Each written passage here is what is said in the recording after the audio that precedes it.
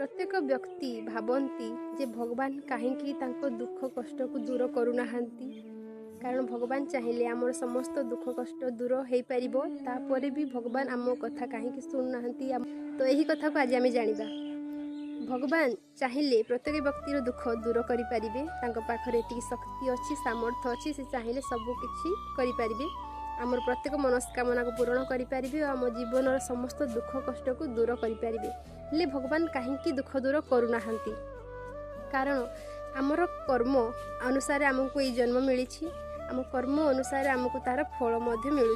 पूर्व जन्म जहाँ आम कर्म करथिबा ए जन्म तार फल मिलू। तो से जहाँ पूर्व जन्म कर्म रही, जदि से सबू आम न भोगिबा, भगवान जदि से सबू आमर दूर करदेवे दुख कष्ट को, ताहले आमको आउ गोटे जन्म नापी पड़ो, जहाँ फल से ही जन्म आमर यही जो कर्म बंची जाइए कर्मफल भोगियापाई, से कर्मफल को आर जन्म आमको भोगियापाई पड़ो। भगवान चाहती जे आमे तांको पाखकू यथाशीघ्र आम निजर कर्म को भोगी तांको पाखकू यथाशीघ्र चली जाऊ। भगवान चाहती जे आमर बारंबार जन्म हेउ, आम धरा पृष्ठी को बारंबार आसतु और भगवान को ठारू दूर रे रहिबा, भगवान यह केबे भी चाहती नहीं। सेथिपाई भगवान आमर कर्म को आम पाप को आमर जहाँ भी कर्म ताकू आम भोगाई छाड़ी दियंती, भगवान ताकू नष्ट करती नहीं।